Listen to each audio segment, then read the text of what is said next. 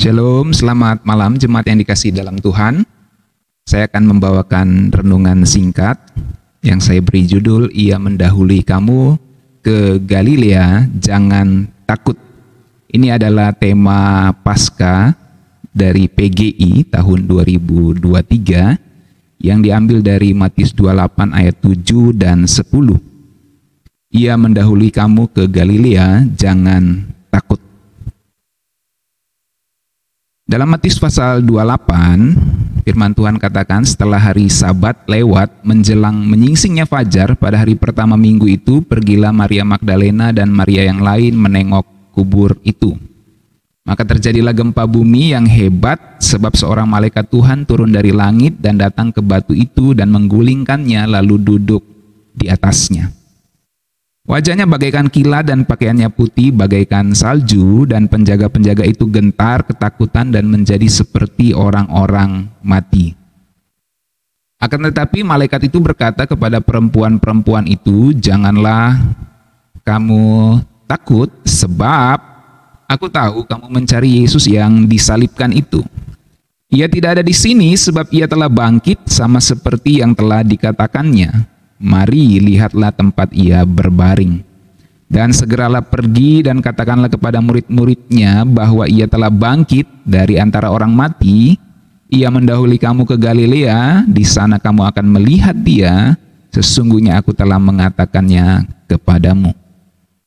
Mereka segera pergi dari kubur itu dengan takut dan dengan sukacita yang besar dan berlari cepat-cepat untuk memberitahukan kepada murid-murid Yesus.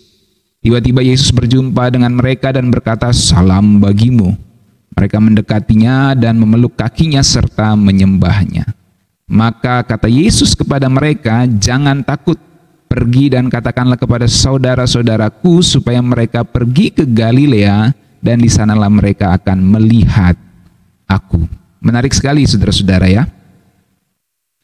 Fakta bahwa perempuan adalah saksi pertama dari kebangkitan Kristus dalam hal ini itu sangat luar biasa.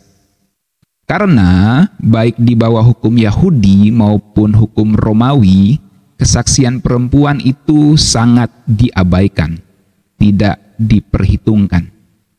Jadi menarik sekali kalau Tuhan Yesus menampakkan diri pertama kali kepada para wanita, Maria Magdalena dan Maria yang lain.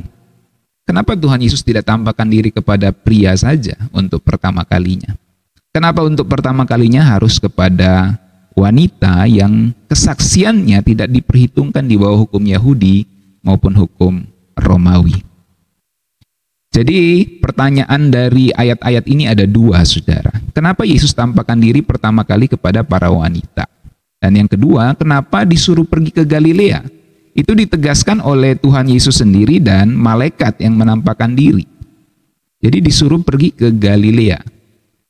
Jadi pertanyaannya, kenapa pertama kali kepada para wanita dan kenapa disuruh pergi ke Galilea, di sana nanti menampakkan diri kepada banyak orang, dalam hal ini murid-murid ya. Kenapa harus di Galilea? Kenapa tidak di Yerusalem saja? Gitu.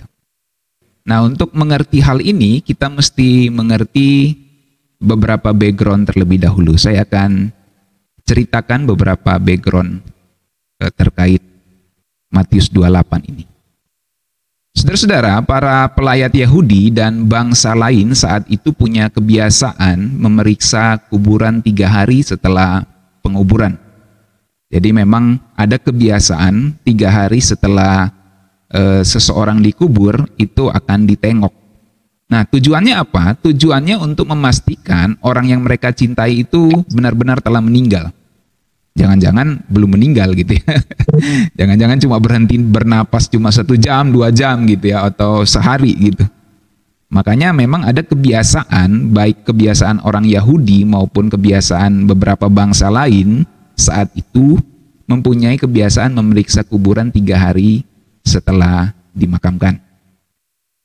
Tetapi mengingat sifat penyaliban yang begitu menyiksa dan mematikan, jelas tujuan utama Maria Magdalena dan Maria yang lain di sini hanya untuk berkabung, bukan memastikan kematian Yesus. Jadi mereka sudah nggak ragu Yesus itu mati. Sebab mengingat sifat penyaliban yang begitu menyiksa dan mematikan. terkait dengan penampakan malaikat, banyak orang Yahudi kuno itu percaya bahwa malaikat terdiri dari api. Itu yang umumnya membuat orang ketakutan ya, kalau lihat malaikat yang berapi. Sastra apokaliptik Yahudi terkadang menggambarkan malaikat atau figur lain dengan pancaran manusia super gitu, ada cahayanya gitu. Nah, orang-orang Yahudi biasanya mengharapkan malaikat untuk berpakaian putih. Kalau hitam ini jelas bukan malaikat dari sorga ini. Ya kira-kira gitu ya. Batu yang menutup makam biasanya sangat berat dan berbentuk cakram bulatan yang biasa kita lihat di gambar-gambar ya. Jadi menggulungnya ke belakang sendirian dan duduk di atasnya menunjukkan karakter manusia super dari malaikat tersebut. Ya.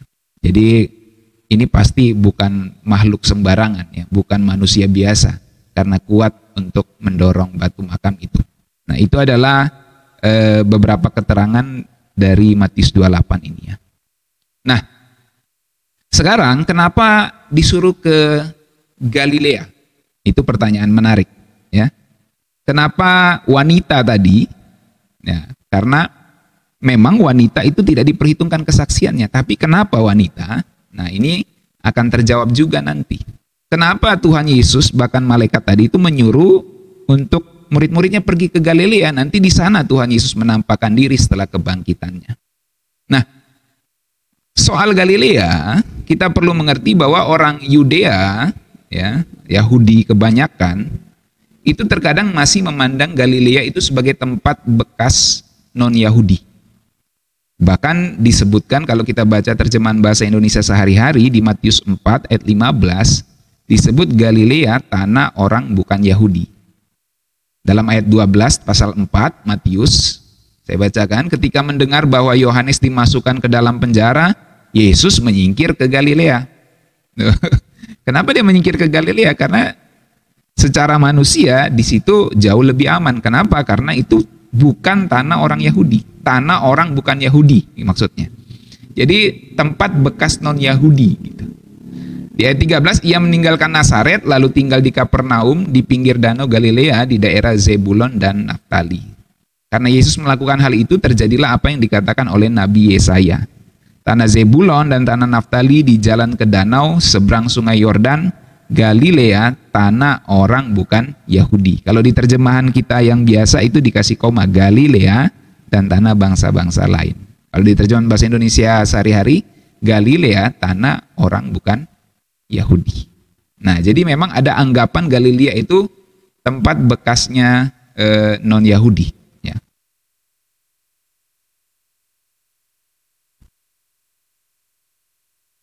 Kalau kita baca lagi di Yohanes 7 ayat 41, dikatakan gini, yang lain berkata, ia ini Mesias.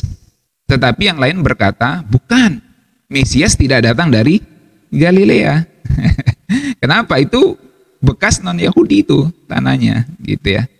Jadi Mesias nggak datang dari Galilea. Yohanes 7 ayat 52 lagi. Jawab mereka, apakah engkau juga orang Galilea? Selidikilah kitab suci dan engkau akan tahu bahwa tidak ada nabi yang datang dari Galilea. Jadi memang Galilea ini secara sederhana untuk simplicity-nya tidak diperhitungkan. Nggak diperhitungkan untuk menjadi tempat datangnya Mesias. Itulah Galilea. Namun menariknya, saudara-saudara, keempat Injil melaporkan bahwa Yesus diterima dengan lebih baik di Galilea. Kalau kita baca Injil, ketika Tuhan Yesus memberitakan Injil, dia jauh lebih baik diterima di Galilea daripada di daerah yang lain. Matius 4 ayat 23. Yesus pun berkeliling di seluruh Galilea, ia mengajar dalam rumah-rumah ibadat dan memberitakan Injil kerajaan Allah serta melenyapkan segala penyakit dan kelemahan di antara bangsa itu. Jadi Yesus berkeliling di seluruh Galilea. Di sana banyak orang menerima dia. Galilea juga adalah tempat Yesus panggil murid-muridnya, beberapa muridnya, dan beritahu dia akan diserahkan. Jadi ada revelation, ada sebuah dalam tanda kutip pewahyuan bahwa saya akan diserahkan nanti. Jadi dia beritahukan itu kepada murid-muridnya waktu dia ada di Galilea. Dalam Matius 4 ayat 18, dan ketika Yesus sedang berjalan menyusur danau Galilea, ia melihat dua orang bersaudara, yaitu Simon yang disebut Petrus dan Andreas saudaranya. Mereka sedang menebarkan jala di danau sebab mereka penjala ikan. Jadi di Galilea lah Tuhan Yesus memanggil murid-muridnya. Matius 17 ayat 22, pada waktu Yesus dan murid-muridnya bersama-sama di Galilea, ia berkata kepada mereka, anak manusia akan diserahkan ke dalam tangan manusia. Jadi memang Galilea tempat Tuhan Yesus memanggil murid-muridnya dan memberitahu bahwa dia akan diserahkan. Jadi memang pertanyaannya kembali, kenapa Yesus tampakkan diri pertama kali kepada para wanita? Kenapa Tuhan Yesus mau menampakkan diri kepada murid-murid yang lain untuk pertama kali di Galilea? Nah, jawabannya adalah ini. Tuhan mau tunjukkan bahwa kebangkitannya mengubah tatanan yang dianggap ideal oleh manusia. Tuhan mau tunjukkan bahwa yang dipandang tidak berharga dengan kebangkitan Tuhan Yesus akan dijadikan berharga. Yang tidak diperhitungkan seperti kesaksian para wanita, dengan kebangkitan Tuhan Yesus akan diperhatikan, akan diperhitungkan. Sebab dia menampakkan diri pertama kali kepada para wanita yang secara hukum kesaksiannya ditolak atau diabaikan baik dalam hukum Yahudi maupun dalam hukum Romawi. Jadi kebangkitan Tuhan Yesus mengubah tatanan itu. Yang tidak diperhitungkan tetapi menerima panggilannya akan diperhatikan. Dengan menyuruh pergi ke Galilea dan menampakkan diri pertama kali kepada para wanita, Tuhan Yesus mau kasih pesan, kasih message di sana bahwa kuasa kemenangannya akan ditunjukkan di tempat dan pada orang yang menerima dan percaya kepada kebangkitannya. Kenapa banyak orang tidak merasakan kuasa kebangkitan Kristus? Sebab mereka tidak mau menerima dia, tidak mau percaya kepadanya. Dan banyak orang tidak akan mengalami kebangkitan seperti yang Kristus alami, kuasa kebangkitan itu sebab mereka tidak menerimanya. Tetapi kita yang menerima dan percaya kepadanya akan mengalami kuasa kemenangan Kristus yang melahirbarukan kita. Dalam kitab 1 Petrus dikatakan kuasa kebangkitan Kristus itu melahirbarukan kita ke dalam sebuah bangsa yang baru, imamat yang rajani, bangsa yang kudus, umat kepunyaan Allah sendiri. Jadi Tuhan mau tunjukkan kebangkitannya mengubah tatanan yang dianggap ideal oleh manusia akan diubah. Yang dipandang tidak berharga, dijadikan berharga, yang tidak diperhitungkan, tapi menerima panggilannya akan diperhatikan. Inilah makna dari judul tadi ya, yang saya bisa bagikan kepada kita malam hari ini. Ia mendahului kamu ke Galilea, jangan takut. Kenapa dia menampakkan diri kepada para wanita? Kenapa disuruh pergi ke Galilea? Kenapa Tuhan Yesus mendahului mereka ke Galilea? Karena di sana ada orang-orang yang menerima dia. Karena di sanalah tempat dia memanggil murid-muridnya. Karena di sanalah tanah yang tidak diperhitungkan oleh orang-orang Yahudi kebanyakan. Karena kesaksian wanita tidak dipandang oleh hukum Yahudi maupun hukum Romawi. Tapi apa yang tidak dipandang justru itu menjadi dipandang oleh Tuhan karena kuasa kebangkitannya. Itulah yang Tuhan Yesus mau pesankan. Dengan pesan, ia mendahului kamu ke Galilea. Jangan takut. Pergilah ke Galilea dan aku akan menampakkan diri kepada mereka di sana. Semoga renungan ini akan mengingatkan kita semua. Kalau kita merasa diri kita tidak berharga, kita ingat kuasa kebangkitan Kristus menjadikan kita berharga. Kalau kita merasa diri kita tidak diperhitungkan oleh orang lain, kita dipandang rendah, kita dianggap remeh, ingatlah kuasa kebangkitan Kristus yang memandang kita tinggi. Ingatlah kuasa kebangkitan Kristus yang melahirbarukan kita dan menjadikan kita orang-orang yang berharga di hadapan Tuhan. Karena kuasa kemenangannya hanya ditunjukkan di tempat dan pada orang yang menerimanya.